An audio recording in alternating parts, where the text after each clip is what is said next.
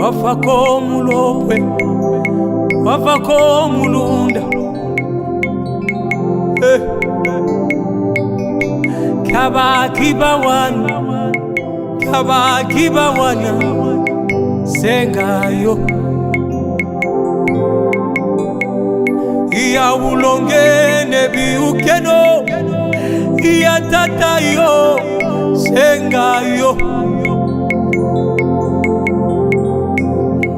mafwindi bakuyuke wileza wa moto sengayo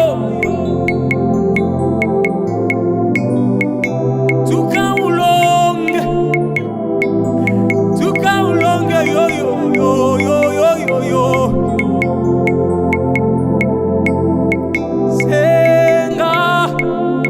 senga mukwashi senga yo senga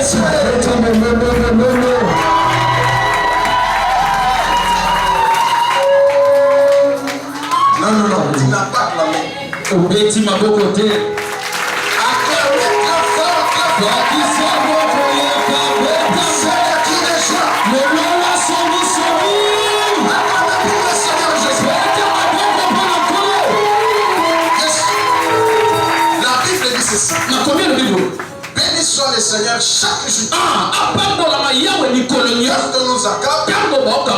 Dieu nous délivre. Dieu est pour nous le Dieu de délivrance. Le Seigneur l'Éternel peut nous garantir même de la mort. Dieu n'a jamais assuré. Yes. Amen. Même si ton nom était figuré dans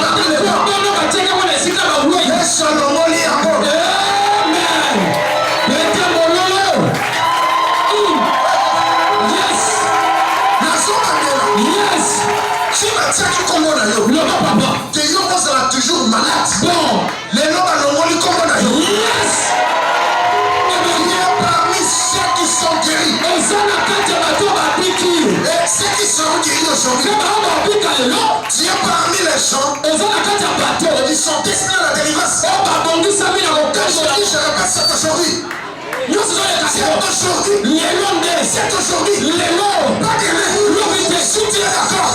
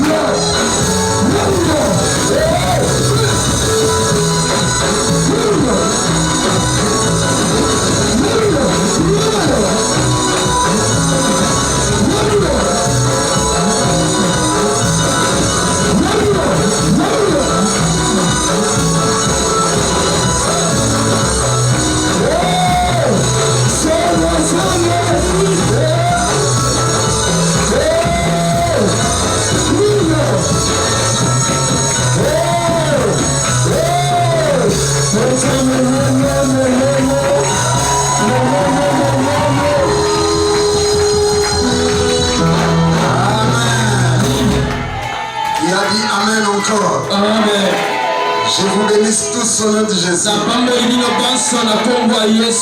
êtes les hommes et les femmes le plus heureux du monde. Je vous aime beaucoup. Moi aussi je vous aime. Alléluia. Ceux qui étaient dans le bon. Mais ceux qui n'ont bino parce que n'ont bino. Yes. Amen. Nani mokonzi Yesu nani mobikisi Yesu Yesu na pesa nzambe nini papa onyo sasa ni pona nga bien aimé il a pris sa personne en prison privé de la liberté mais toi tu es libre il y en a encore d'autres qui sont cloués dans des hôpitaux aux soins intensifs on a coma avec des sons de participation mais toi tu t'es déplacé quand même. Tu es encore fort. Et ça n'a pas moussous. Yes. Il est libre. Il n'y a rien qui va. Mais aujourd'hui, Dieu va te visiter. C'est lui notre seul espoir. C'est lui l'espoir de l'humanité tout entière. C'est lui mon espoir. C'est lui qui m'a élevé. Et c'est lui qui opère des miracles. Ça, on appelle ça Yéni. Olonangai, napesi yo matondi. Ona kobatela yo batelinga. Olonangai, napesi yo matondi. Ona kobatela yo batelinga. Obudelinga etumba na kula oyo. Na bekuna nanga bilimo mabe. Obudelinga etumba na kula oyo. Na bekuna nanga bilimo mabe. Na kina mokili oyo zambe na ngai. Ayebi kotongola moto longola yo. Na kina mokili oyo zambe na ngai. Ayebi kotongola moto longola yo. Na kina mokili oyo zambe na ngai.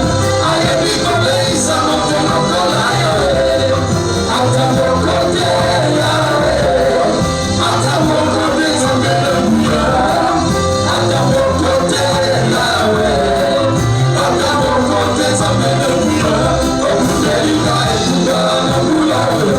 Na bakuna na bani no mabe. Obudelinga etunga na bula oyo. Na bakuna na bani no mabe. Na nina mokili oyo zambe na bula. Ayebi kokanisa moto lokola yo. Na nina mokili oyo zambe na bula. Ayebi kokanisa moto lokola yo. Na nina mokili oyo zambe na bula. Ayebi kokanisa moto lokola yo. Moto lokote yawe. Ata mokote zambe na bula. Ata mokote yawe. Ata mokote zambe na bula. Obudelinga etunga na bula yo. Na bakuna na bani no mabe. Obudelinga etunga na bula yo.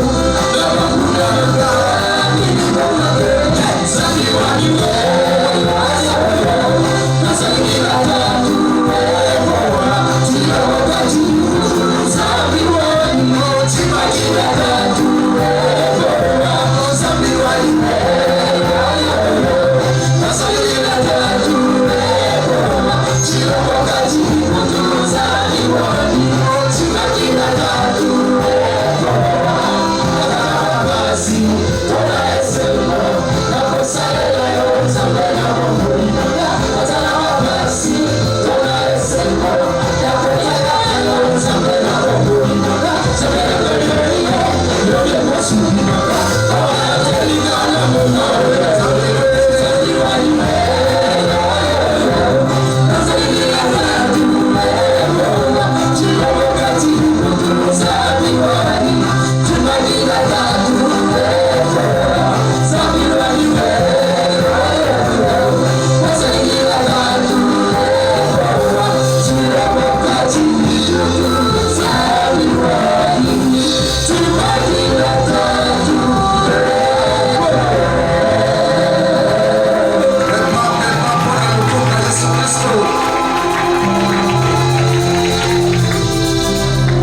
Comme Dieu nous a aimés, il nous a fait grâce. Il le fera encore davantage. Dieu fait notre bien. Mais le diable veut notre malheur. Aujourd'hui, tu vas faire le choix. Demande à ton voisin. Tu es dans quel camp? Vous en avez un. Alléluia. Amen. Même Motonzi. Mais sa réponse, c'est tout le monde qui va répondre. Yes. Est-ce que réellement tu es dans le camp de Dieu? Et si tu es dans le camp de Dieu, et tu veux avoir la victoire, la solution, la délivrance, écoute ce que je te dis. Même chose qui m'a écœuré. Qui m'a écœuré. Il y a des gens qui prient. Nuit et jour. Mais ils n'ont pas de réponse. Et ça n'a pas si. Parce qu'il n'a pas ça fait l'état pour moi. Tu pries nuit et jour. Tu demandes. Écoute. Jean chapitre 16 verset 24.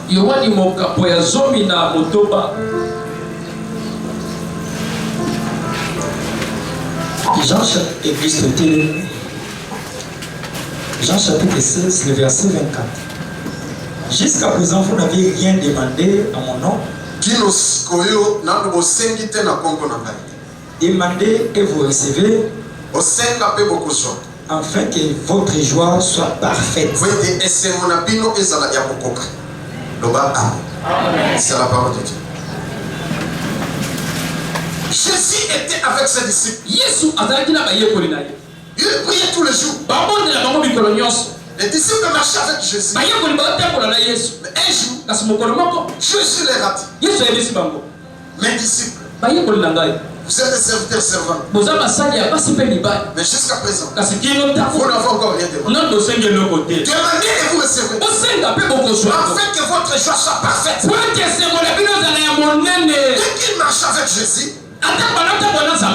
puisqu'ils mangeaient ensemble avec Jésus, ils priaient ensemble avec Jésus, mais ils étaient toujours des pécheurs, ils étaient toujours des mendiants, des pauvres, des misérables. C'est pourquoi Jésus leur a dit, jusqu'à présent, vous n'avez encore rien demandé. Est-ce que les apôtres ne demandaient pas? Ils demandaient, mais quelque chose leur manquait. Alléluia. Amen. Il manquait quelque chose. Jésus dit, demandez et vous recevez, afin que votre joie soit parfaite. Mais je te dis encore, comme tu n'as pas encore eu ce que tu décides, ce que tu cherches là, ce que tu attends demander, tu n'as pas trouvé, ce que tu n'as pas encore eu la réponse. Aujourd'hui, je déclare, c'est ton jour. Il va te visiter. Il va te laisser que ton cœur dessus. C'est la Bible qui dit, c'est l'éternel de lui. C'est la Bible que ton cœur dessus. Est-ce que tu décides? Mais voyez, il s'est remonté. Tout n'est qu'à Olingue, le côté mon église. Mais bon, il dit comme on a eu.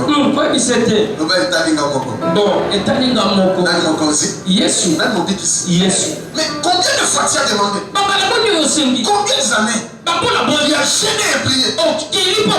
Il a sémé, tu as tout fait. Mais il n'y a pas de réponse. Est-ce que Dieu est sourd? Est-ce que notre Dieu est aveugle? Je connais un homme. Il était devenu aveugle. Mais il s'était autoproclamé Dieu. Alléluia. Amen. Il roulait dans sa voiture. Mais arrivé à la fois. Gardien signe. Bon. Si on va comme on dit, pas comme la station, il y a. Oui, ça a super. Il semble gardien signe dans la voiture. Si on va sortir dans la voiture. Et ça, c'est gâté. Est-ce que ça a personne? À comment il a fait le dernier? Bon. Ça va pour faire les choses. Là, il m'a conseillé. Il est sous. Mais notre Dieu, c'est pour qui a créé le monde. Il est toujours jeune. Il est toujours vivant. Il ne vieillit jamais. Il est présent, il agit sur sa place. Voilà le Dieu que moi je prêche. Le Dieu que je te prêche est vivant. Il a la capacité de transformer.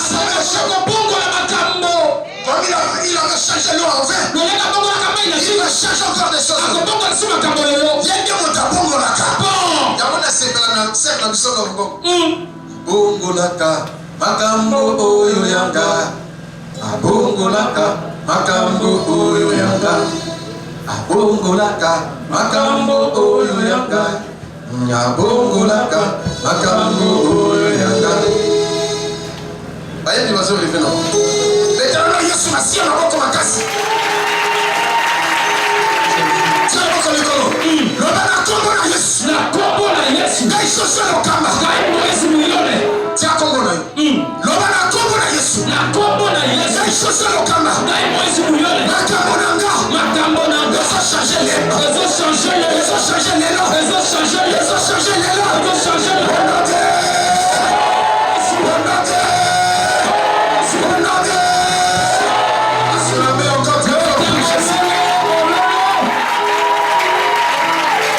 Jusqu'à présent, vous n'avez encore rien demandé. Depuis que tu as commencé à prier, jusqu'à présent, tu as demandé combien? Ce qu'on a besoin de bon. Tiens, c'est que Yesu azalaki na souci. Ya ba yekuli pona nini bazo senga bazo souhaiter. Ah oui, demandez et vous recevrez. Afin que votre joie soit parfaite. Si tu reçois ce que ton cœur desire, tu seras dans la joie. Bon, attendez, na diplôme à présenter dans le suite. Et là, on est ça. Alléluia. Même là, c'est la catégorie. Même si on colombo. Les résultats, bimi, battaboué à juste 65, à juste 75, à juste autant pourcentage. Et c'est à côté de la Kinshasa Mobimba. D'abord sifflet, d'abord il parce qu'il a réussi. Pas de azui. Et dans la condition de la licence, il y a 6 licences. Il y a il est sengo, ba flair, ba ni tout. Parce que ça les sengo. Yes. Tu vois ça. Alléluia. Amen. Peut-être tu as étudié. Tu as tous les diplômes. Mais il manque quelque chose. C'est le travail. On nous quitte des gagnants. On salit tout. Mais on se souhaite. Ils ont à personne les noms. Amen. Parce qu'à l'Obiboy, jusqu'à présent, vous n'avez encore rien demandé. Demandez et vous recevez. Afin que votre joie soit parfaite.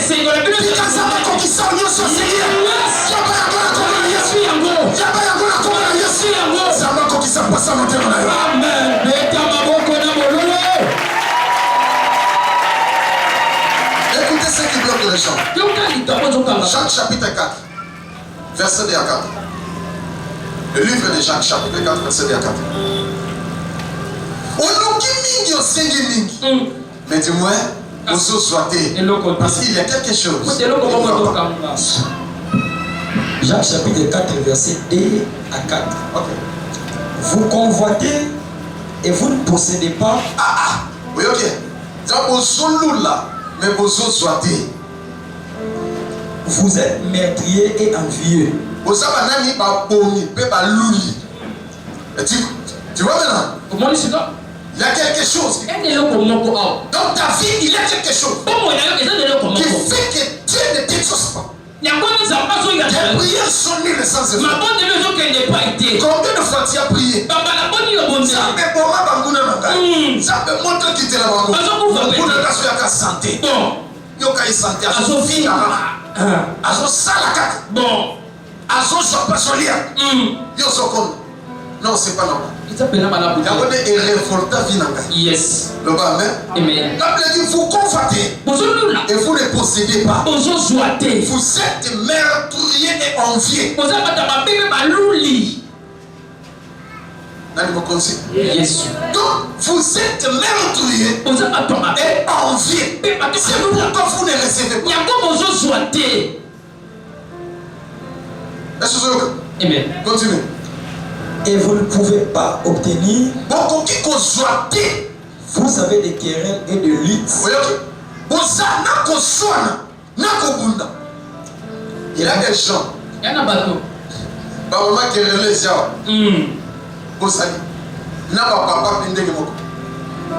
La Bible dit vous querellez. Et vous battez. C'est pourquoi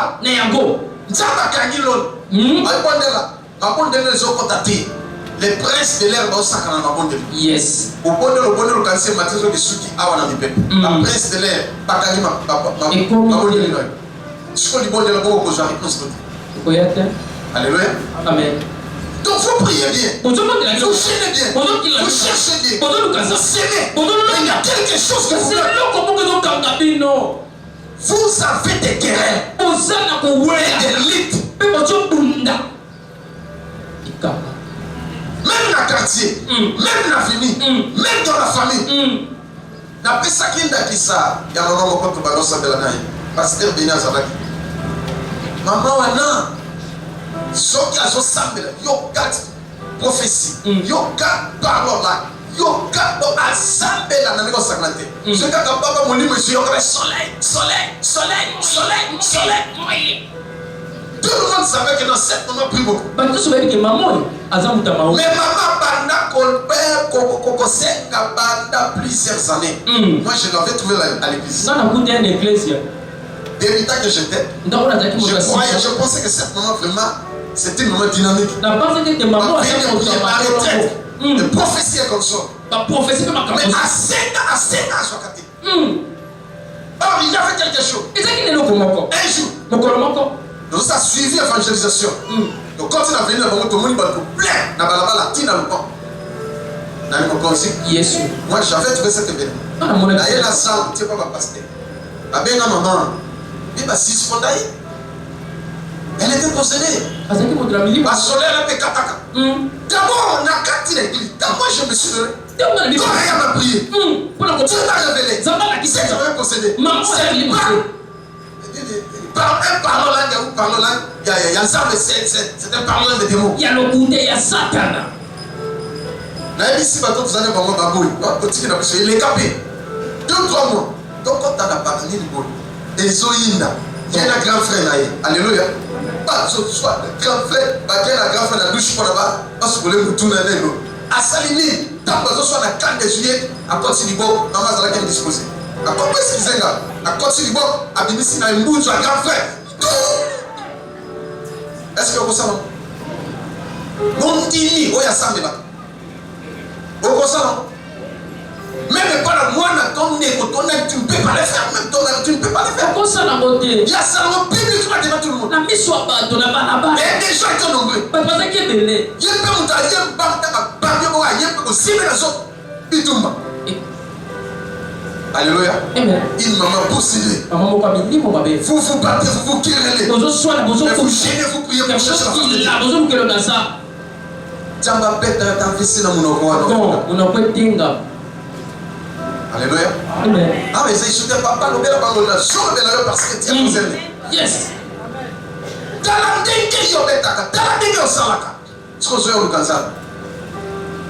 Continue. Et vous ne possédez pas parce que vous ne demandez pas. Est-ce qu'on ne demande pas réellement? On demande.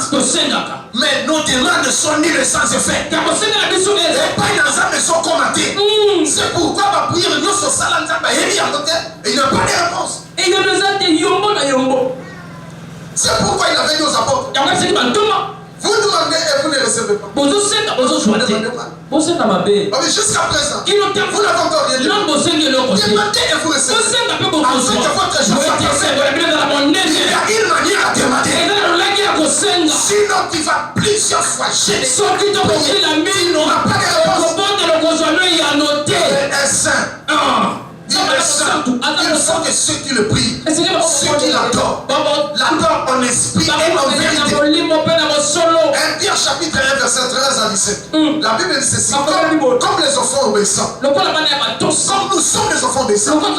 Qu'est-ce qui est devenu de nous? Dieu dit ceci. Soyez saints. Moi, votre Dieu, je suis saint. Soyez saints dans toute votre conduite. Regardez votre conduite. Une conduite mauvaise. Et ayez-il l'église? Il y a encore des hypocrites. L'église est bien mon centre. Mais même la balaba. Donc terrible. Jean Balini comportement en Jean chapitre 9 verset 31. Nous sommes à Jacques. Alléluia. Amen. La Bible dit ceci. Nous savons que Notre Dieu n'exauce point les pécheurs. To yebe te zambe na biso ya lola kama sumu Mais kite. celui qui fait sa volonté, Kasi moto sala c'est celui-là moto wana ndo qui l'exauce. aya lola kama. Nani mokonzi? Yesu. Ouais, cette église va autoriser ma soumoute. On n'autorise pas les péchés. On condamne les péchés. To kondana kapela lisu. Formellement. Na makasi nyonso. Alléluia. Amen. Parce que Ésaïe chapitre 59, verset 1 à 3, la Bible dit ceci. Akomela bisu. La main de l'Éternel Le boko n'est pas trop courte pour sauver, eza bokuza na mona ni bokuza. son oreille Atali to pour dire pour autant. eza kokama Mais na ce sont nos péchés. kasi masumu na Il met biso. une barrière entre nous et notre Dieu. Ezotia pena mo. Ce sont nos crimes. Eza Il mapena met biso. une séparation. Ezotia Il bokawa. empêche Dieu de nous écouter. Ya moza bazo kabiso. Bien aimé, je te dis franchement, Ya biso na bosolo. pour toi sincèrement, Ibongo motema na bosolo il y nyonso. a ma soumo sur ça. Yes. Ce qui t'est. On commande. Amen. Alléluia. Amen. Tika na loba. Loba papa. Maman moko. Allez ma foi. Aïe l'église. Yena bana nemi balé. Alléluia. Amen. Bana bandoki. Yoka kuma mona ya mobali Jackson. Na oya la vie Sarah. Soki Sarah. Ba kombo bien bien. Oya moi qui doko 9 ans. Jackson 14 ans. Ba ina permanence na mama eko tika bana bandoki. Baloka tata na bango. Bana tata voyage atibe keloko te. Papa talo bia koya. Asali soki kobe nini atika kimono na ina ne. Ça fait 8 ans. Papa ya kate. Balanda papa na bango tikuna papa soma ba infantile. Alléluia. Amen. Et encore, Isusu. un autre fils. Moi aussi à mobile. Azana abse awe vimbaye et pola et bien la gâté. Moi par la kingo bwesate ata pola ka. Alléluia. Amen. Il nous a donné 3 enfants. Mais il Des sorciers. Et l'autre qui était malade. malade. On a prié. Tout le monde Pendant 5 est l'hospital. pas de réponse. Et il y a nos athées. Alléluia. Amen. Donc son nom il n'a pas mobali. Oya Nabi Jackson. Abi no mwana classe na bisonde apesa ngai kindoki na biscuit. Biso tozo kunda na délivrance. Zambe. Oya adimatika. Zambe singa jamais azokosa. Bon. Même si frère Joachim, notre frère, déjà azokosa. Oh. Ben na biso. Oyo azokosa. Alléluia. Amen. Yo, oya pesa kino mwana classe. Oya mwana kanga bi jamais okosa. Oya pesa ngai Sarah, donc les qui n'ont pas. Il y a des personnes qui ont des personnes dans la classe. Na bengi Sarah, donc dans mon monde de bandoki. Bon. Dans les 80%. Il y a ma kasi. Alléluia. Amen. Mais dis-moi, Kasi. oya mobali andimi atika. Mais oya moi si aboy kotika. Sarah boy. On sent qui tozo sambe. Yo kama mama. Jambiwa kon. Amukwa wanza. Bon. Namoni. La maman prophétisait. Maman nous Elle priait beaucoup. à ce moment de la mingi. De changer sous formule. Bon, Jackson a dit mais Sarah a beau tika. Sarah a dit jamais tika. Parce que tout ça, le bon, ça va. Deuxième semaine, le 16 jours prière à jeûne à 7, 3 jours. Premier jour. Pourquoi les bosso? Ça m'a dit que maman, à sa dit non. Viens de me taper ça va. Bon. Alléluia. Amen. 4 premiers jours. Pour les bosso. Nabengi maman. Maman, nzambo la tsanga yo za na base ya bano. Abi papa, ngai na servante nza. Ah ça là. Je jure devant ton Dieu. Ana pida ile. Na ida tabe ba mbokati.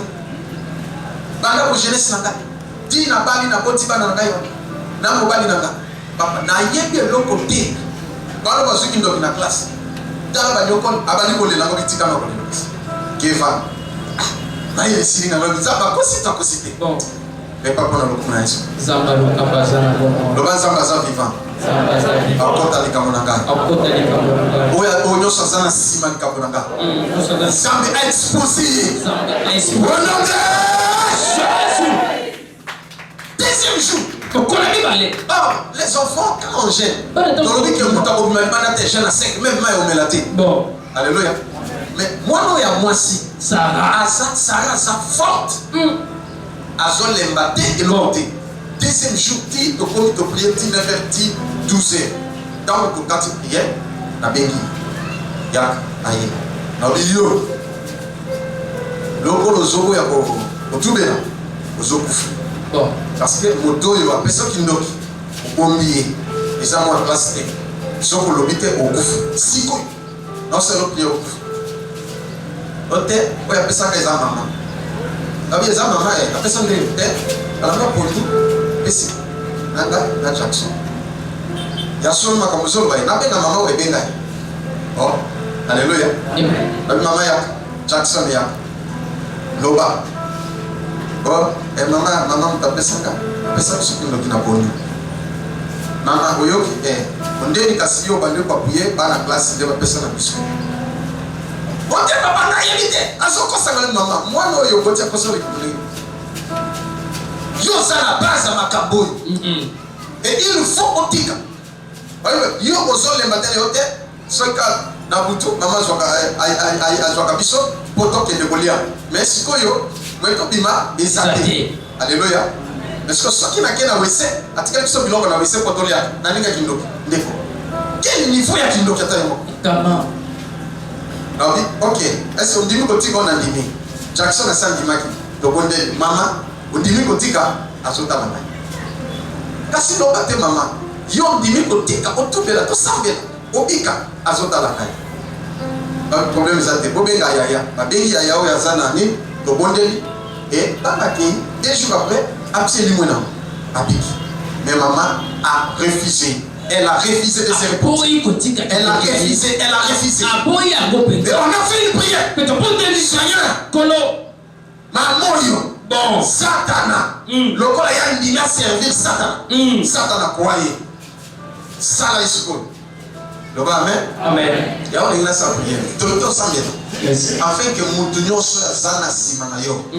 Soit Satan. Donc soyez paix c'est Satan. Tout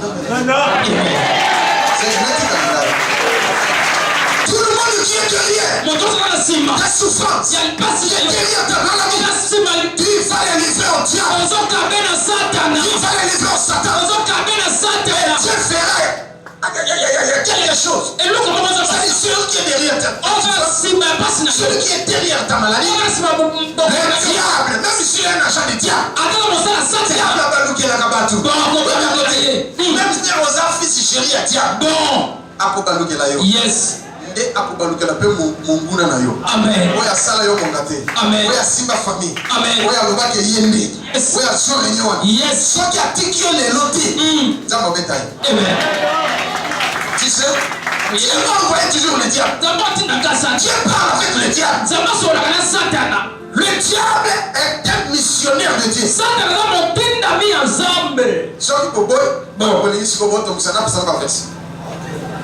Donc, là, le bas, parce que nous voulons prier. Qui avait envoyé le diable pour saccager Job? Hein? Répondez quand même. Il y en a là. Hein? Là, il y a qui Satan. On a bête à Job. À sacrer la vie à Job. Bon. Basola quoi?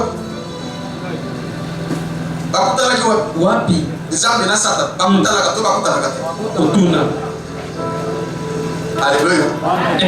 Le diable ne peut pas monter dans le ciel. Il est toujours ici dans cette planète Terre. Mais Dieu vient nous visiter tous les jours. Et quand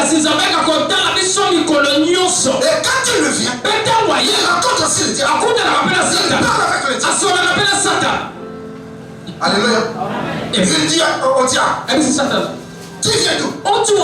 Je viens de me promener sur la terre. Ah oui? Ah, tu remarques mon serviteur. Ah oui, parce que tu l'as protégé. Et tu ne m'as pas permis de le toucher. C'est toi qui l'as béni. Tu as protégé ses enfants. Et tout c'est bien. Job est intouchable. Permets-moi de les toucher. Il va t'aimer. Zaboui, non. Je connais mon fils. Il n'y a personne sur la terre comme lui. Un homme intègre et droit. Il se détourne du mal. Dès qu'on Job chapitre 1er. Yes. C'est mon devise. Je dois marcher avec intégrité. Et c'est un l'image de ça. À Jean chapitre 5 verset 18. Dans le qui a avancé. Alléluia. Amen. Ça va foutre l'intégrité. Amen. Yes. Yes. Jean chapitre 5, le verset 17. Mais Jésus leur répondit. 1 Jean chapitre 5 verset 18. Oui, c'est un verset.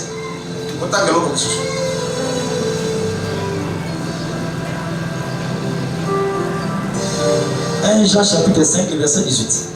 Nous savons que quiconque est né de Dieu ne pêche point. Hein?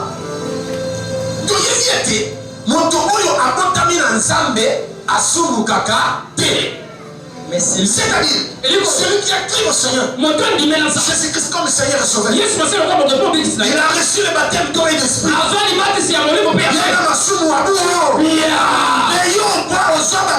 Jusqu'à présent, tu es pécheur. Là, tu ouvres toutes les portes au diable de Dieu. mais celui qui est né de Dieu se garde lui-même. Et les malins ne les touchent pas. Yes. Voilà, tu dois faire un effort, toi chrétien. Et c'est grâce à ma question au Christ. Tu dois te protéger. Il y a combien de là? D'éviter le péché. Il y a combien de masumu? Le péché, c'est un virus qui va te détruire tout le temps. Mais je venais de donner ce verset. Le péché va mettre une barrière entre nous et notre Dieu. Tu dois te protéger. Comme Jean, le malin ne les touchait pas. Parce qu'il craignait le Seigneur. Il marchait avec intégrité. Même si les hommes te considèrent comme un pécheur, mais devant Dieu tu es saint. C'est-à-dire marche dans l'intégrité, dans la justice, dans la sainteté. Là tu te protèges. Satan a kosimba yote. Yes. Wana sokuta na likambo za nzambe mo. Amen. Loba amen. Amen. Deuxième chose. Yami balé. Dieu voulait tirer à Akab. Zamani kabomaka. Il a envoyé qui? Atina gina. Ni même un ange Michael. Atako archange Michael te. Ni même Gabriel. Atako Gabriel te. Ni Raphaël. Raphaël pété. Et dans les conseils de Dieu avec ses anges, C'est comme un projet na ye. Dieu demanda aux anges, Zamani tuni ba. qui enverrai-je Nani kotinda.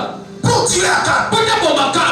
Mais l'esprit de mensonge se présenta devant Dieu et dit, mais voici Seigneur, envoie-moi.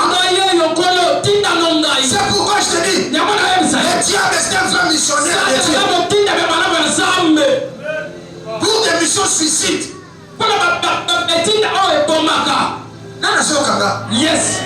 Satan na nzambe basololaka. Amen. Nzambe utilisaka Satana na ba mission ya kopoma. Parce que c'est la mission du diable. Jean chapitre 10 verset 10. Amen. Nani mokozi? Yesu. Nani nzambe? Yesu. Et nzambe a tout dit esprit à mensonge. Non, le père du mensonge, c'est le diable. Et ça Satan. Abi okosala nini? Abi nakokende. Nakokota na monoko ba prophète. Pour ne pas prophétiser mensonge. Ouais, le kobomaka. Abi nzambe bien facile jusqu'au bout. Tende kilo na suka. Nani mokozi? Yesu. Et le diable Et Satan. a continué par prophète. Et comme il va y de guerre, par prophète va prophétiser bien. Oh, facile. En tout cas, on aura la victoire. Dieu nous a parlé. Dieu nous a révélé. Et ainsi de suite. Tu vas rester. On est dans la victoire. Sauf un seul prophète. Le prophète Michel. Aïe, ici. Namoni yo, Ozoki, et Okufi. Israël va Panzani. Abi yo. Yo, l'équipe à prophète, yo sona. A récupérer prison. Alléluia. Amen. N'a pas donné katawa. Le papa. C'est un Qui te monte? Nabima Michel pas la pasteur Nangai. Ce que ça la canne na lamba na mission. Alléluia. Papa Linga voyager. Tout ça la prière 21 jours. prière, chaîne de prière, 21 jours. Dieu ne m'a rien révélé. Mais il a révélé au pasteur. Et aux autres disciples. Non, j'ai invité à traverser le fleuve. Et là, par contre, accueilli. C'est le voyage. Lui de ma vie. Tout le monde a prophétisé. Sauf moi. Dit 21 jours, c'est tout bimi na biso. N'est ok. Na komi kananda be pa. Nazo fukama. Bonheur remercier Nzambe. Ndenge au permettre de s'appeler la tina souka. Dès que j'ai commencé à prier, Dieu me révéla. Va lui dire à voyager. Soit à voyager, ça faut ça faire. Dans la macabéboleka. À coquel dans la ngona. Et va kutana dans biscal. Ya okima, à perdre tout. Et dans la gozonga, à kutana yono, na beninga fleur numéro 1. Na boutique à l'équipe Alex, na sote. Vous le sommet, à la petite sirvette à faire. Ah! La gâte naïe, ta papa, vous l'imis. Zamba tinga, pas révélé. Abi oui, l'oba. N'a raconté, abi chapelou. Dieu l'équipe à toi, je n'ai pas. Allez, va-t'en. N'allez pas consi. Yes. N'allez pas ici. Yes.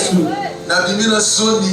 Bon. Ma colo kilo potele. Bon. D'accord, il y a que papa bi jaloux. Allez, va-t'en. Au contact de la vie. Comme le coin tabalier savon. Nazongi. Le cœur brisé. Ma colo kilo. Bon. Nasoni, ma bien Seigneur. C'est qu'un exemple possible. Bon. Nazongi Nassou. Yes. Pour qu'on la voyage, pour qu'il toque, tu gagnes ma valise, n'arrête. À matin, à bis, à quai. Loufoué. À quai. Mais pour qu'on l'a Nazala qui kaka na venu gafula. Yes. Nazote kana boutique ya Alex. Mbula pe sobe. Na kona ka mutu moko ya kisoni abako ya. Atini mutu bi yebisa mona na meza na place boko. Aya yebisa papa yi. Na ba frère. Bon frère Josué na bi 8 ans. Au pasteur Beyon Beyon. Na porta na komi ba. Na bité. Azana na. Wene mutuka moko ndi akitinda babina bisaoke azobenga azonga biwi azo makambo na monaka ekokisana nde na jusi koyo transporta mbule kiti na ko babi pardon moi mon fils libisanga imwana ngai tu fallait na yoke la okutani no biskali ba beti masasi ba potoli tout le cotisant la tititi na yo na lufu o ya futenga transport na yo ko bala se réaliser. Donc, à la fin, si vous avez ça va bénir. Donc, ça va pas amen. Ça va bénir. Yes. Ça va visiter. Amen. Et je déclare Dieu qui est connu. Ça foule tes pieds. Je te visite. Ça foule tes pieds. Je fais quelque chose en ta faveur. Ça foule tes pieds. Ça va pas au royaume. Amen. Ça va visiter. Amen. Bien, amen. Yes. Bien, amen. Ça va se passer. Yes. Ma boîte au père.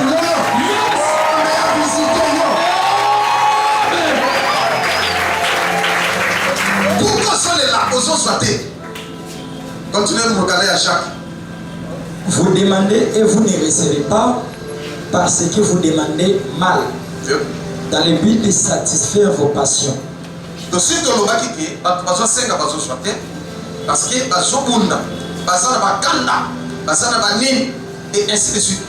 Mais awa et comme les sous, vous demandez et vous ne recevez pas parce que vous demandez mal. Dans le but de satisfaire vos passions. Et pas dans ce pays ça va pour ça la bino. Pour ça la bino est ma paix.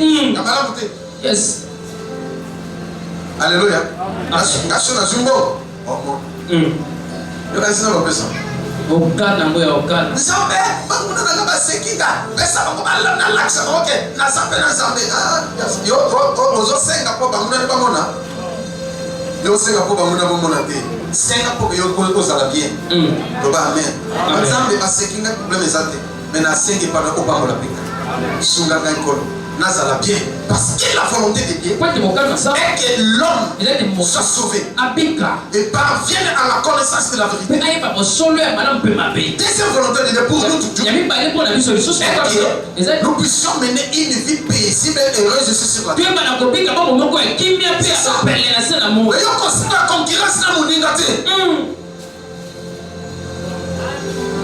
plusieurs personnes ici. Ils ont pas te mêler. Si Dieu te donne l'argent, Tu n'as pas pression bon. et si le père lui n'a eu, et bon, Yes. yakomoni moto kosenga banda kosenga nzambi ke soki anapesi yawe akokufa ndenge loko Bon.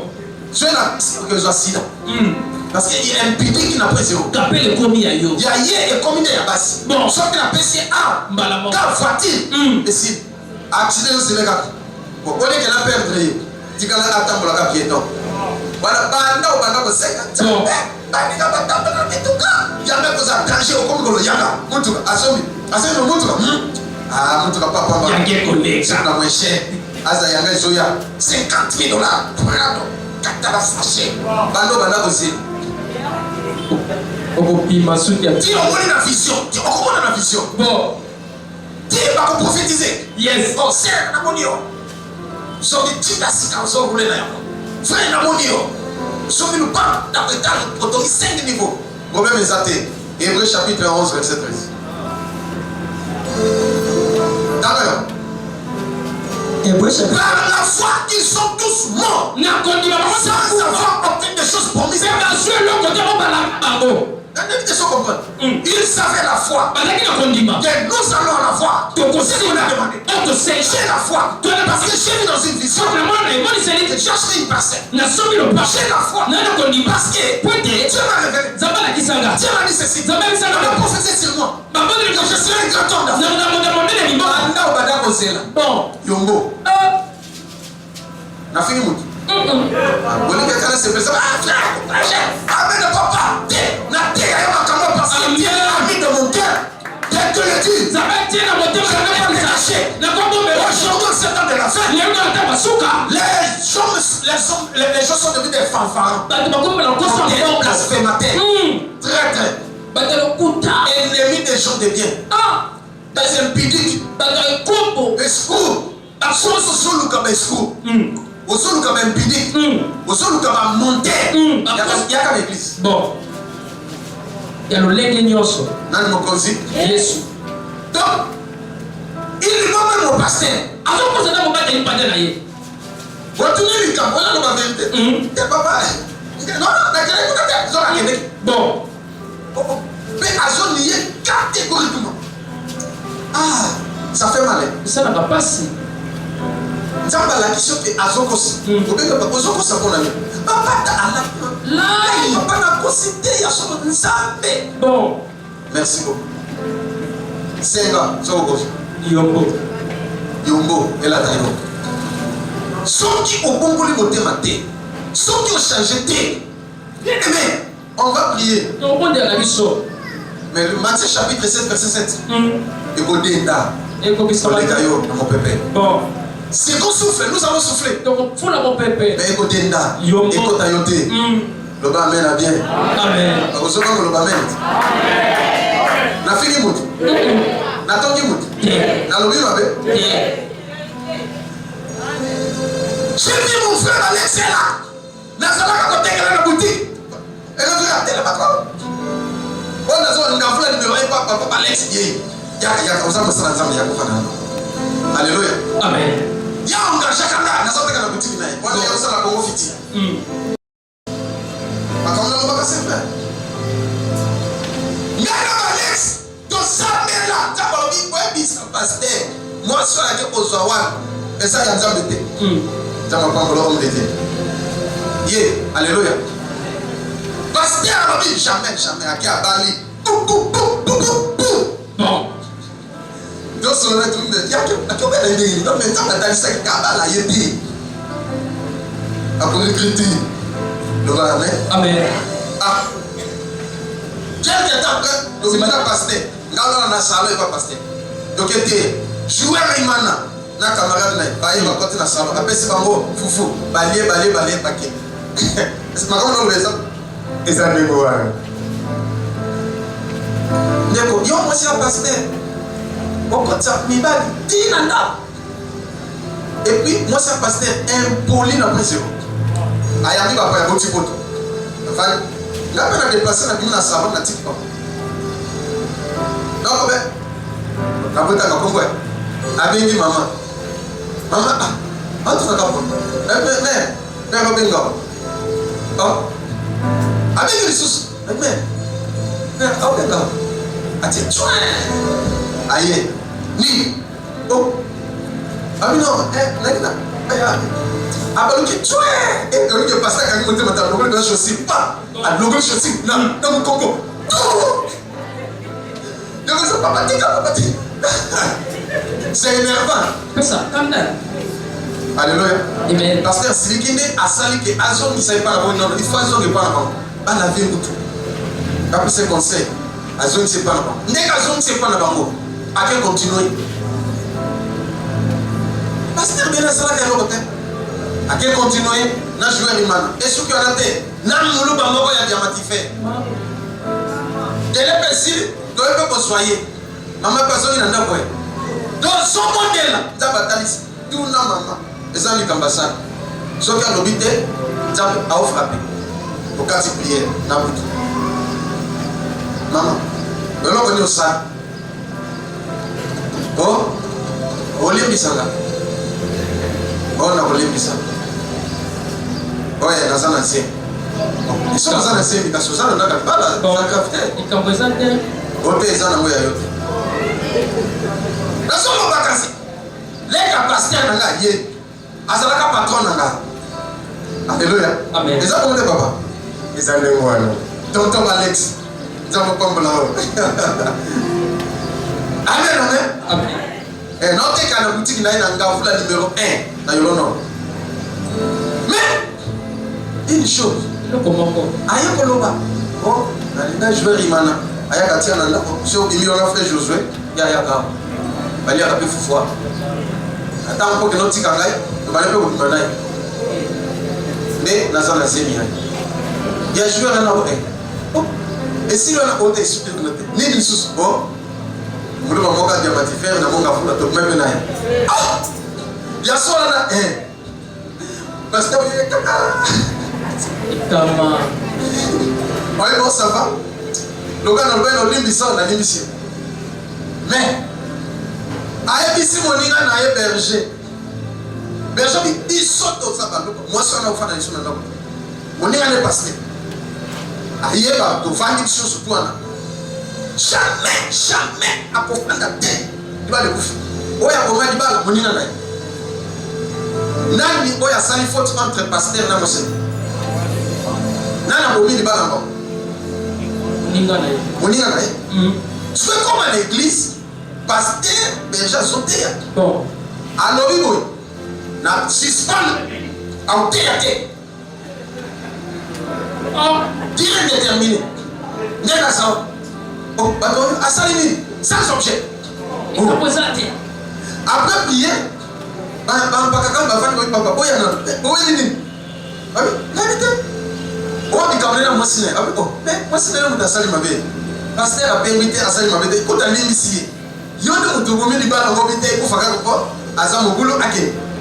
bon, si vous suspendrez à Salini, jamais, quand même, au Cabonade, pasteur, et ça va gawan. Ça va pas me la vie, ça va pas me peut-être au Sawa, yo, maman, papa, au Salam Meba, au Salam fiancé. Et on est au Salam fiancé, au Kati Singa. Combien de fiancés au Salam? Tu ne sais pas, bon. Le cash est là. Freinage est là, tu vas fouiller la porte à Satan à papa. Yes. C'est pourquoi ta vie ne marche pas. Tu es bloqué maintenant. Tu demandes. Tu ne reçois pas. Parce que toi-même tu as donné l'accès au stia. Les noms Satan ont dit. Amen. Alléluia. Amen. Demandez, vous ne recevez pas. Parce que vous demandez mal. Dans le but de satisfaire vos passions. Mais ceux qui ont enseigné pas dans Zambie, il y a bien à monter ma bonne Zambie peut ça aussi. Alléluia. Amen. Il y a le dernier point. Vous demandez et vous ne recevez pas. Parce que vous ne voulez pas arranger avec Dieu et avec les hommes. Alléluia. Amen. Le dernier verset que je donne. Et c'est le dernier point. après mosusu tokoteya na séminaire mpona fungola yo miso ndeko po réussi. La prophétie, et c'est le montre des choses. Même quand je prêche maintenant, je vois. Mais dis-moi, je dois te prêcher. Tu vas te donner la réponse. La guérison, ça va. Tu peux faire les dons de guérison. Mais ceux qui ont raté un mot, on dit à l'élo. Ok? Et ceux qui sous. Parce que dis, je ne peux pas me dire, avant de me prendre mon tabiki, il va, mais ne pêche pas. Ceux qui sont plus purs et bon. Parce que ceux qui n'ont pas été monté, délivrance est côté là. Yes. Il a que mon ami, mais dans ce moment, c'est pas normal. C'est temps de la fin. Les chrétiens, force comme dilué à cause du péché. Faut donc télémer la maçon de la poésie. Amen. Luc chapitre 19.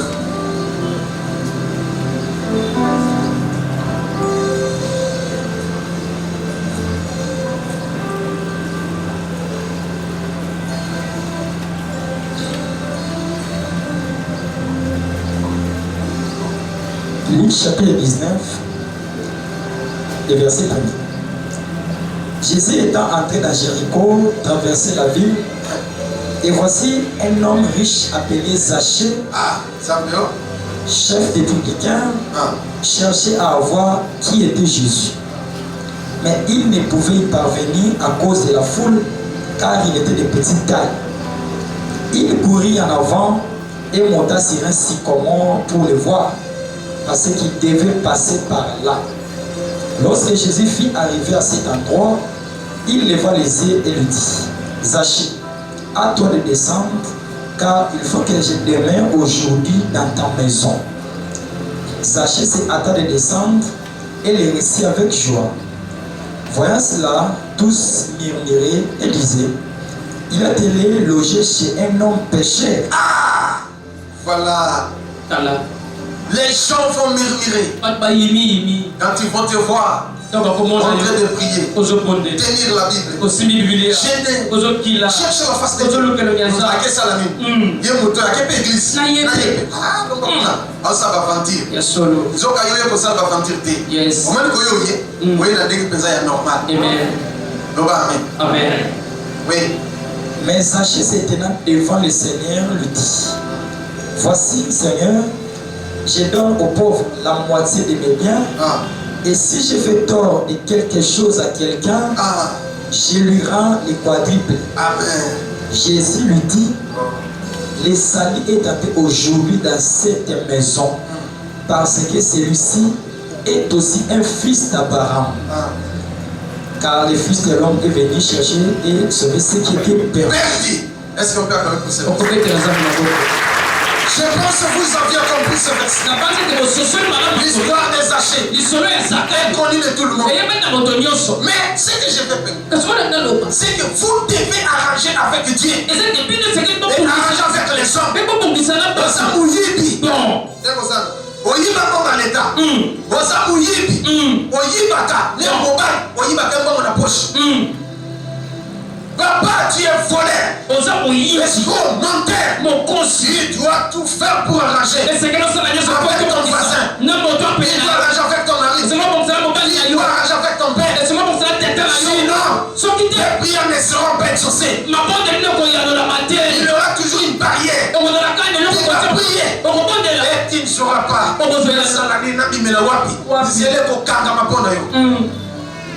Tu vas chercher pour ne pas trouver. Tu vas demander et tu ne seras pas servi.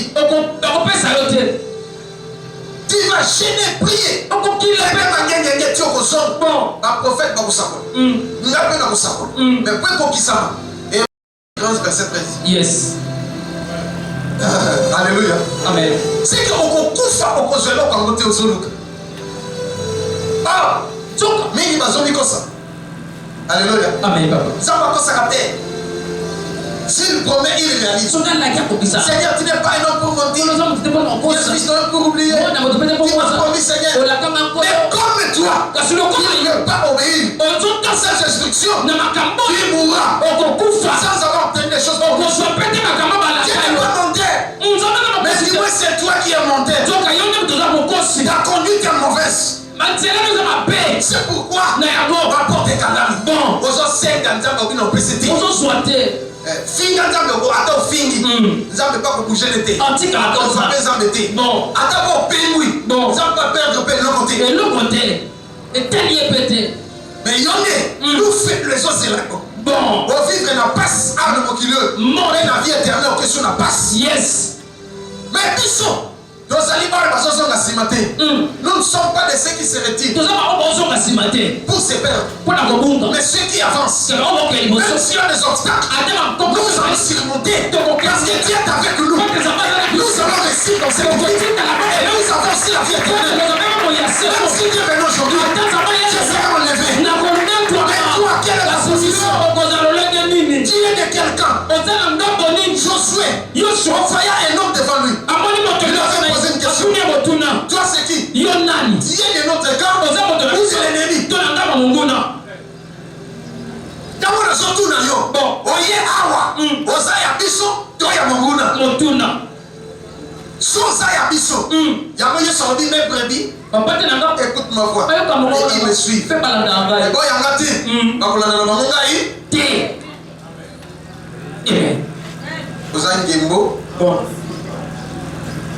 nous voulons prier berger bongama bona otinda basije okamba biso na prière bana na nzambe sengeli mo se repentir sincèrement vous devez arranger avec les hommes et arranger avec Dieu on se donne de la fin même si le monde est corrompu même si les gens plairent tu ne vas pas pleurer parce que Dieu va veiller sur toi. Il va pouvoir à tes besoins. Tu vas dépendre à Dieu à 100%. Dieu n'est déjà personne. Mais s'il commence à décevoir, c'est ta conduite. Réponds-toi sincèrement. Sur la place à ma béwana. Dès que tu es total ma verset, n'a insisté dans le mingi. N'a fouka mindeko. N'a mondelio. Amen. On change kaka décision. On a décision. Yes. On change kaka conduite na yo. Yes. Longwa na kindumba. Amen. Longwa na escroquerie. Yes. Longwa na lukuta. Yes. Longwa na makomape. Yes. Si pèse pas dans âme. Yes. Ça na vie à sanctification. Yes. Tu verras la gloire de Dieu.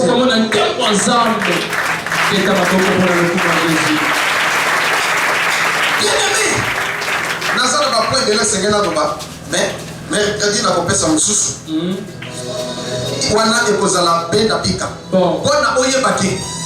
Yo luki nzambe pozo luka nzambe ya bien. Nzambe akopesa lo pozo luka. Amen. Mais ba luka nzambe maboko pamba. Est-ce que yo amoni boyokela bien te nabi balukaka nzambe maboko pamba principe yo soko koluka makam obongisa poche na yo donc makango na ekotala obongisi poche amela cycle gâteau na transport soki kosenga okendo senga soki kocheke okendo cheke osala nyonso bizana mwa pire vient na quartier mais parce que makam ozolengela makam mais pour le roi des rois, on a compris ça, yon fille. On a besoin de mon papa, tchak, on chaîne, papa, on les lit. Dieu Sili, et l'autre côté, bando ensemble. Dieu dit qu'à la personne va verset. Deutéronome chapitre 16, verset 16.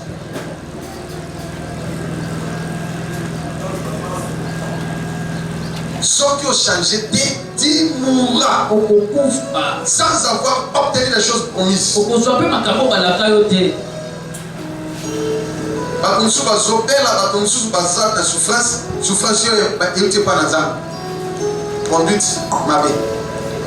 Deutéronome chapitre 16, le verset 6. 3 fois par année, tous les mâles d'entre vous se présenteront devant l'Éternel ton Dieu, dans les lieux qu'il choisira, à la fête des pains sans levain, à la fête des semaines et à la fête des tabernacles. On ne paraîtra point devant l'Éternel les mains vides. Amen. C'est la parole du Seigneur. Donc, moi, la personne va version, c'est ça, la personne concrète. Moi, je vais ça mercredi. Ça n'a besoin au Lukanzambe parce que Dieu a dit chercher l'Éternel. Cherchez et vous trouverez. Frappez et l'on vous ouvrira. Demandez et l'on vous donnera. Alléluia. Mais si tu viens chercher le roi des rois, il doit avoir quelque chose à lui donner. On ne paraîtra point vite, les mains vides devant le Seigneur. Il doit avoir quelque chose. Si tu as cette habitude, tu seras heureux dans ta vie. Tu vas t'honorer. Tu seras glorifié par Dieu. Tu seras élevé par Dieu. Tu seras rétabli par Dieu. Tu seras béni par Dieu. Mais si tu as l'habitude de venir toujours le même vite, il n'y a rien pour rien. Au cause de la miette, on sait qui $100,000. Mais nous avons la pression $120. Vous êtes satisfait? Oui, ça mais c'est $100,000. Nous sommes dans le poids, nous sommes dans le jeep, nous sommes dans l'affaire. Maintenant, on paie sur $120. Alors, vous comprenez? Parce qu'au génie, on prie. Oui, ça mais c'est un bon nom. Nous avons fait de la Minerva. Nous sommes Tigali, nous sommes dans le bon. Nous sommes dans la Chenette, nous sommes dans la boue. Total, et ça, nous sommes $1,200. Maintenant, ma pression $20. Vous vous en satisfait? On m'a dit qu'on gêné au prier, mais ce que tu as demandé, vous suis en côté. Bien aimé, la seule action, c'est là, il y a bien. Amen. Afin qu'on soit éloigné besoin. Yes. C'est que ça a l'habitude, où il y a pour le Kazambe, ça a éloigné au copé sans Zambe. Amen. Voilà, c'est mon habitude. Si je demande quelque chose à Dieu, je gêne et je prie. À la fin, je donne mon offrande. Je ne peux pas le faire en même vie. Mais si je le fais, il contact. Au moins, la dame sur la zana pongi na lamu. Pendant que tu vas beka. Non, il y a ma téléphone. Dans la mugabo. Au moins, il y a papa. Vraiment, dans la qui. Dans mon indame, je vais la pêcher l'okoyo. Alléluia. Amen. Mais les hommes nous ont dit Missangai. Nala qui téléphone les arabes là. Aussi kana kai. Papa pesa Congo. Congo ni natia. Na vie soit Congo. Tata. Na sera $500. Batira pe koto 700. Moi bonus. Na litabis. Est-ce que c'est voté? C'est bon. Il y a 5 ans sous. 200. Aujourd'hui 20. Aujourd'hui $10. Bon. Mais na sera $500. On a besoin de ça dans l'eau. Il va payer 700. L'oba c'est voté. Voilà, ça va pas mourir. Parce que au CPI, un message au yes. Faut ta CPI dans noté. Bien d'église monsieur. Ah, to poya kamasu. Bon. Bien d'église dans monsieur. Bien de catholique. Bon. Bien de l'islam. Orlando Pété. Bien de la mission.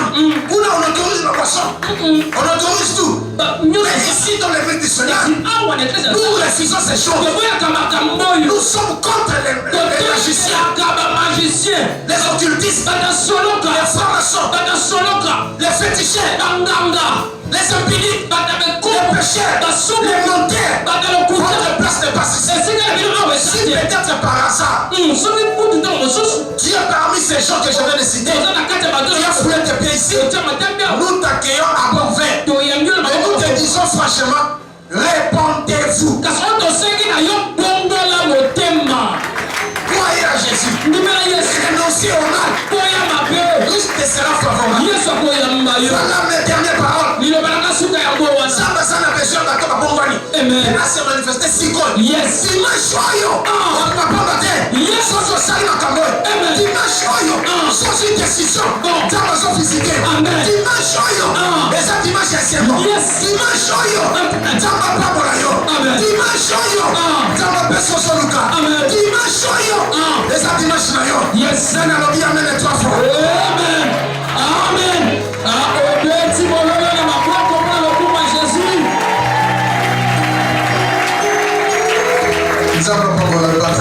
Yes. Merci beaucoup. Nous avons la parole. Merci, cité. On fait ces paroles par la berger. Bien aimé sur côté de moi. Pour dimanche, c'est dimanche. Vous souffrez ni. Il suffit de se repentir parce que Christ a dit. Il est venu. Ayaki. Nous avons visité papa. Au monde, un miracle de dimanche. Amen. Jésus-Christ a dit, Yesu alobi. si les mots des justes étaient remplis de justice, Soki mokili etondi soki bayeke bene anoya. il était venu Asayaki. parce que le monde était corrompu. Kwenda mokili etondi soki na mabe. Il était venu pour sauver Ayaki mpona ceux qui kopikisa. sont perdus. Bao babungaki nzela. Tu étais perdu, mais aujourd'hui, Babungaki kasi lelo. Nzambe azwi yo. Amen. Ozongi na nzela, Amen. Nzambe avisite yo. Amen. Yes. Merci beaucoup.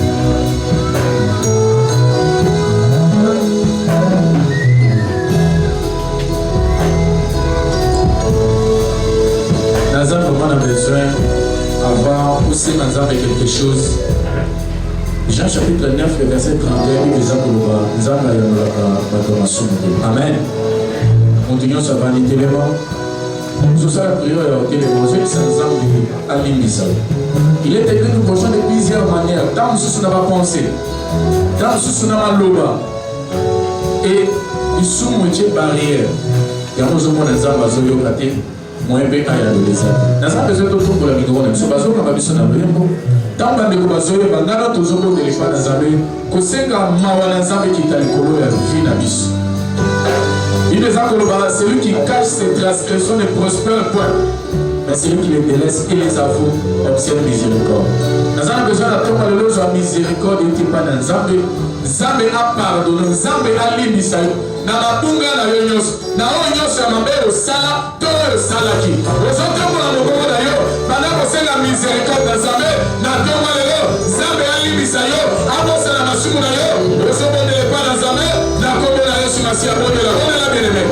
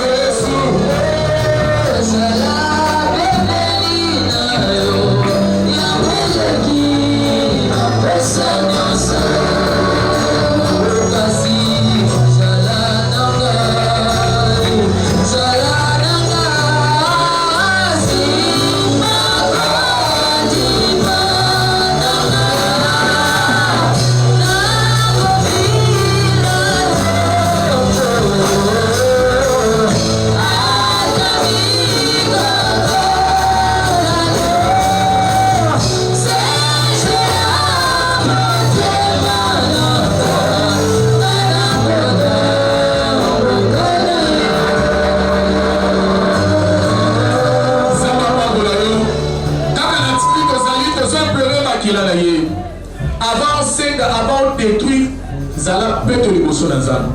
Parce qu'il est écrit, puisque c'est lui qui vous a appelé est saint, vous aussi soyez saint dans toute votre conduite. Alors, Makila na Yesu est pète là yo. Aujourd'hui, dans les anges, est purifié, est sanctifié. Et l'homme de la Yesu, comme ma pète lui bosser.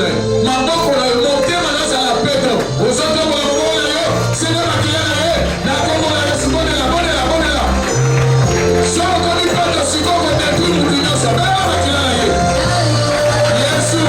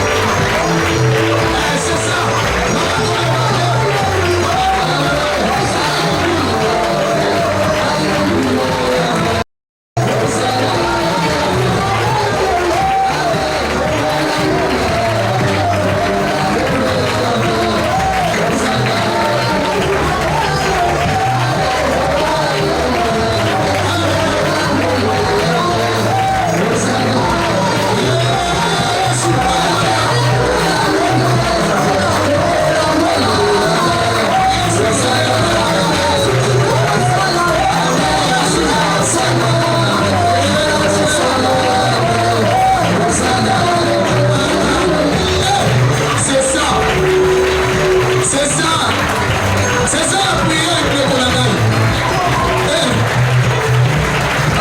Zama Sala Sikolo. Yoka.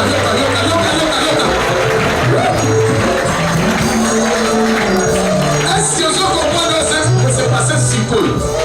Parce que nous avons mis les bazar à côté, mais on rassemble la vérité. Et dans ce bazar à Kovanda, il s'agit de ta vie. Okopima le lengo ya quitté. Nabi okopima le lengo ya quitté. Eza le yaki na maladie ozobi mana guérison. Oyaki na problème ça bazoka ça solution siko. Ozobi misaya mabeza kati na yo, c'est-à-dire mobola, maladie, échec kaka yo, célibat kaka yo. Et ça va œuvre ya Satan. Alors la joie na yo loba jamais. Ozobi misaya, bana kopimisa, bana kobenga l'esprit à prophétique. Ya Jésus, ya Seigneur, alléluia. Ya Seigneur,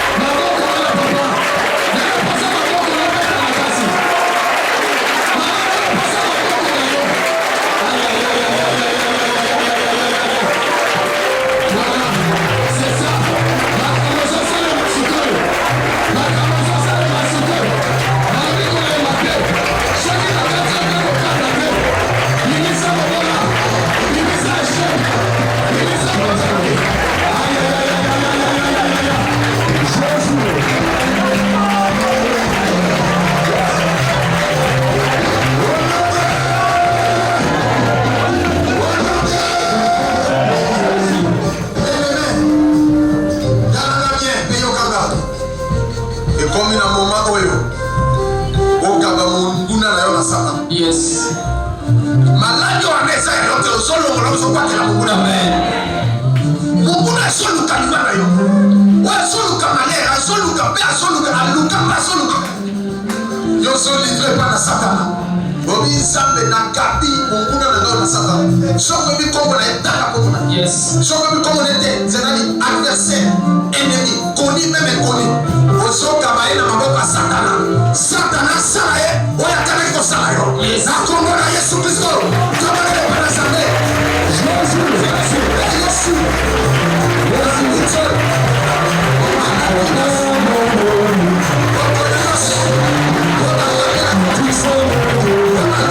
Yes.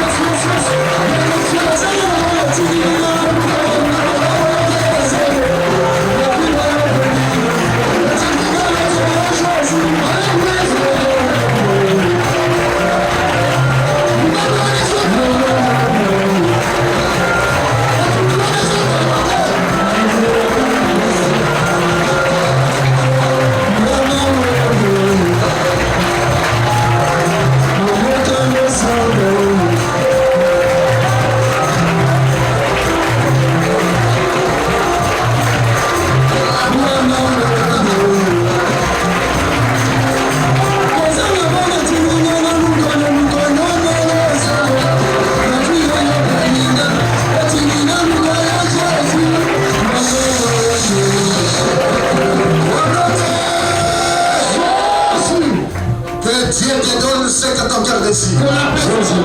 Celui qui a dit Amen et ça l'a médaillé. Que Dieu te donne ce que tu lui as demandé. Que mon Dieu soit l'ennemi de tes ennemis. L'adversaire de tes adversaires. Au nom de Jésus. Acclamez très fort pour Jésus.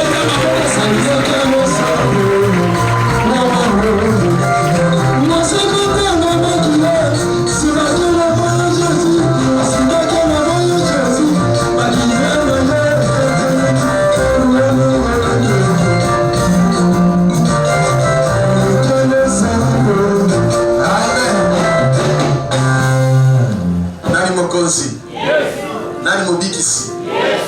Omoni dimanche passé na dimanche oyo to simbi batute. Toza la confiance à prière na yo. Loba amen. Mais c'est même notre bandi.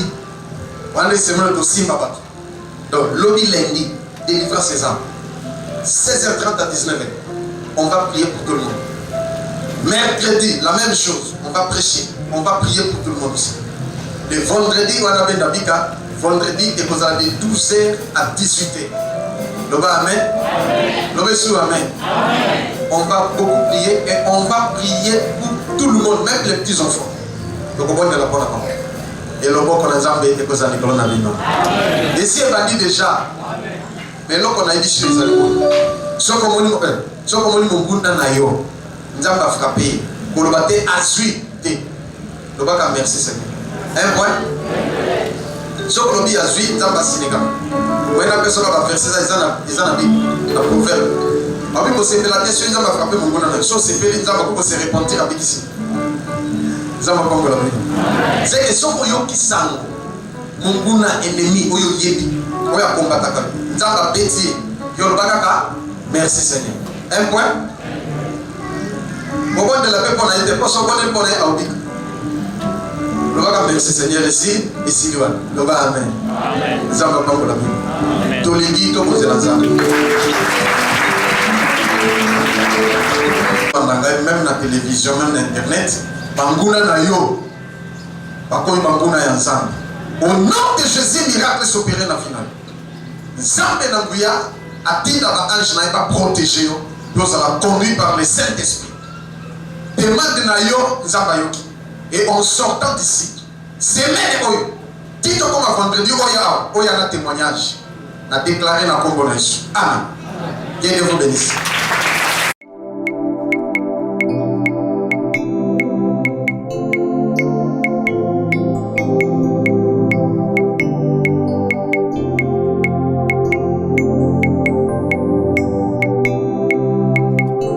Wafako mulopwe, wafako mulunda. Kabaki bawana, sengayo. Iya ulonge nebi ukeno, iya tatayo, sengayo. Mafuindi bakuyuke, wile zawa moto sengayo.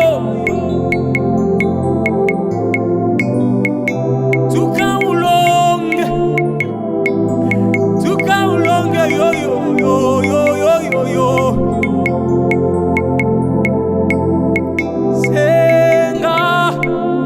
Senga mukwashi senga yo.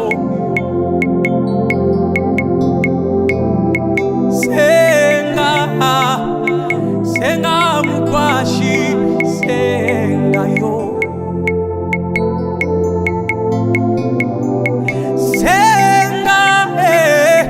Senga mukwashi senga yo.